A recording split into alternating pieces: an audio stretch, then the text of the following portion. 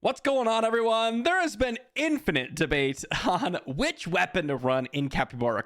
This is the right beginner build. This is the right one to transition to. You should go with this one for this content. You should go for this one because that one's trash, or there's an update coming. Blah, blah, blah, blah, blah. I'm guilty of it. Everyone is guilty of it here in the Capybara Go community for the most part. But I want to talk about the top three, at least as of right now, best weapons in Capybara Go. These are the weapons that no matter which one you choose, you're probably going to do some really, really solid work. And these ones are really got a big buff, honestly, because of some recent double S equipment updates, as well as just the overall position of the game. They don't require a ton of setup. They can be used to progress through PvE. And that's kind of my focus, okay? The top three best weapons to me are the ones that are going to help you progress through PvE. I want to make that clear. It's the ones that are going to help you progress in PvE. If you're a whale, you can drop a bunch of money, cruise through PvE, get to PvP, load up your Helos Warblade, and have some fun, okay? Or run whatever build you want, because that's going to be one that might be a little bit better for PvP. But really, the majority of the game is trying to beat a lot of the PvE content and getting just a little bit and a little bit and a little bit farther. Extra stage here, extra chapter here, another Gulu mine stage here, etc. So with all of that said, nice little big introduction here to get all the, jibber jabber out of the way. Let's start off with the one that I'm running right now, Sky Splitter, and eventually the Aileron Sword. What makes this build so powerful? Well, part of it is that it just super hyper focuses on combos. It really just does everything that you want. Okay. One of the biggest things, one of the best ways to ramp up your damage in this game is by comboing. Comboing allows you to attack multiple times in a single attack. And what do you do when you combo? Well, you get a sword energy or sword chi. The translations are a little bit awkward in this game. Sword aura is another word for it. When performing a combo. So it rewards you for doing one of the most powerful things in the game that you can do. And sword chi can proc multiple times, and then everything else affected by it, or the extra bonuses here, all either power it up or just give you bonus damage. Either it's true damage, either it's reflected in the skill damage or basic attack damage.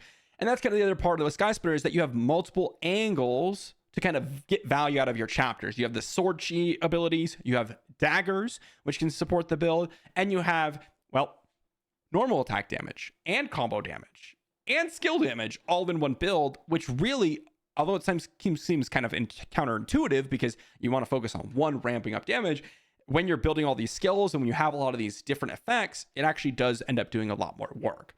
Aileron Sword is one of the builds responsible for the highest DPS in PvE, but because you have such a high base combo rate with the basic stat, the other part of this, and this is the thing that I think a lot of people really underestimate about the Aileron Sword, because you have that high combo rate, you are able to go through and trigger multiple attacks, triggering all the different CC effects that are applicable in the progression game modes. And that's a huge bonus. Combo rate is very, very difficult to obtain until you're later in the game and you can start, doing some other things. But if you run like the Whisperer, which we're going to talk about next, it's just a lot more tricky. Now, Whisper has something else that makes it extremely powerful and probably one of the second highest DPS on the menu right now. Now, let me go ahead and pop over the workshop, talk about the double S variant. By the way, the only weapons we're going to be talking about today are double S weapons because they have a double S variant. If they don't, they're not really viable right now.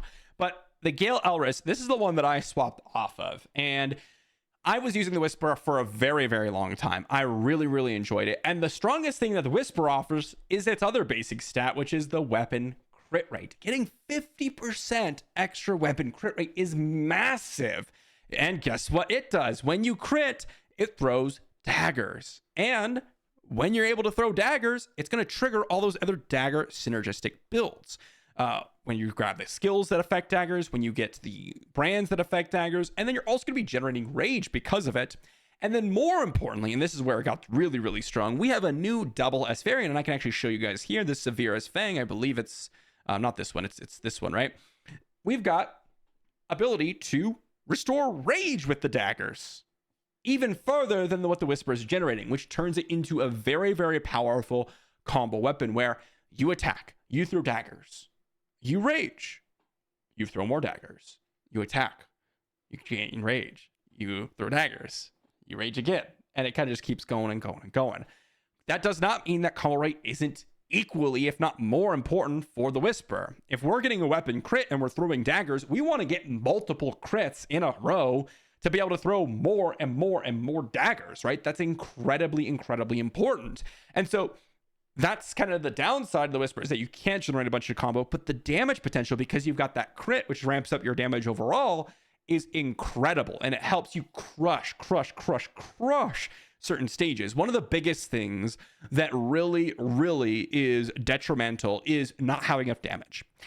It's a very damage focused game. Capybara Go is a very damage focused game. Most of the time you cap out on your damage reduction, whether it's, your normal attack damage reduction, your physical damage reduction, your skill damage reduction, whatever it is, you can cap out on that with your chapters, with your hard modes, with your towers. What you can't cap out on is damage. You can load up on more and more and more damage, and that's going to allow you to not die. Whereas loading up on more damage reduction or HP, yes, HP is still going to be good, but you cannot load up on more damage reduction and prevent more. It's just not possible because there are soft caps, which is why Whisper is one of the top weapons, because the damage it pumps out is incredible. And that's honestly a commonality between all three of the weapons we're going to be talking about today.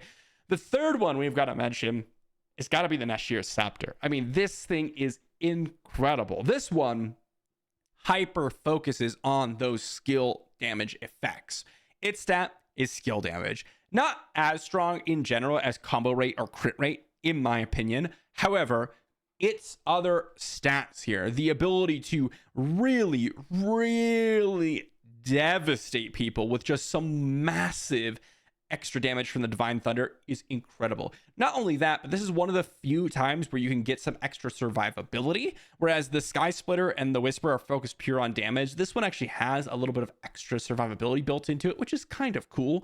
But really just the damage that you're able to pump out with the lightning abilities and the thunder, the Divine Thunder that's released from the Nashir Scepter is incredible. Comboing this with all the skill damage increase, and more importantly, with some of the new rings, if I pull up Ezra's End here, getting extra damage and reducing the damage of your opponents is another way to build on that kind of extra tanky aspect that Nashir Scepter is generating for you, which again isn't as valuable, but it's a nice addition.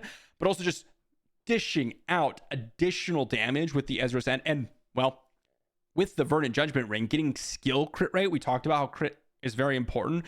Well, now loading up on all that skill crit rate and having all of those thunders and the Divine Thunders and lightnings popping off while critting just devastates your opponent.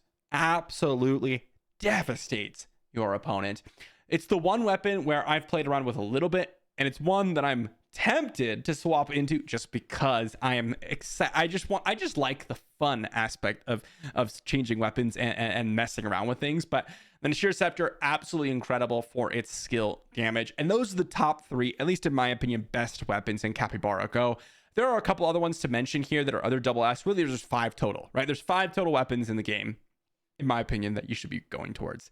There are some that you could play around with at the beginning. Like, for example, if I were to swap over to the Helios Warblade, this is a totally fine starter weapon because you can go ahead and get the Blade of Justice with the banner, get a double S variant, downgrade it, and then swap to one of the other 3 weapons. It's a great beginner start, okay? But it's not a weapon that you really want to use until you're far later on in the game. And one of the biggest things that are holding some of these other weapons back is the inability to pair your adventure as cleanly. For example, Helios Warblade really wants Raphael. If you haven't done the Ninja Turtle event, you're kind of screwed. You can't even get the proper build running. Whereas the other 3 that I mentioned, Whisper, Nashir Scepter, or the Reaper Staff, Nashir Scepter, Gale Elris, and the Aileron Sword, all of which can utilize the Dragon Girl or the Leonardo in order for you to get some massive DPS out, as well as some other Ninja Turtles. But again, the point is that you don't need them. And the Helios Warblade kind of walks you into that strategy. But a really strong late game weapon when you get all the setups for it. Whereas the other one, I don't know why I clicked out of that, the Seal of Suffering, doesn't really do what you want to do in Capybara Go. I mentioned this a lot, where getting some extra DPS, damage decreasing, or shielding, or HP is always a good thing. This thing goes all in. This thing goes all in, giving you shields, giving you extra HP. The idea is you get attacked, you just get some damage back. You don't want to get attacked. You get one shot, especially with the chapter expansion that they just added. This thing cannot progress in PvE. Cannot. It just cannot. You get one shot. And if your whole thing is I get hit, I deal damage back to my opponent, well, that might seem good, right? That might seem good. But the problem is that damage that you're sending back at them is not enough to actually clear through the stages as effectively as any other weapon that we talked about here. So the Seal of Suffering is honestly not really a viable option, at least for PvE progression, in my opinion. The Helos Warblade can be, but you need a lot of setup for it, and it requires some specific, brands, some specific adventure and things like that, which can be a little bit more tricky. And so for general PvE progression, Aileron Sword, Gale Aros, Nashir Scepter. Those are the three you're going to want to go for. And honestly, they're very close. So you can kind of go for any of the three and be totally fine. But let me know what your favorite is in the comment section down below. Let me know if you want to make an argument for any other weapon out there. I don't think you can make an argument that are non-double S, because it's just, that's where they're at in the game right now, right? When we have the double S rings that match the double S equipment and the double S weapons themselves get buffs. I mean, it's just hard to bring any other weapon into the mix until they add those as double S variants. These are the top three. I'm sure they're going to get more. I'm sure of it because they mentioned it. So I'm sure they're not going to stay top three in the game forever. But the important part is, if you go for any one of these and they add a new weapon that's better than them, these ones are still going to be perfectly amazing to progress for. So you're not wasting your time at all. And worst comes to worst, you got to swap Talisman. You can swap it over and start grinding towards the new weapon. Thanks for watching, everyone. And I'll see you all for the next one.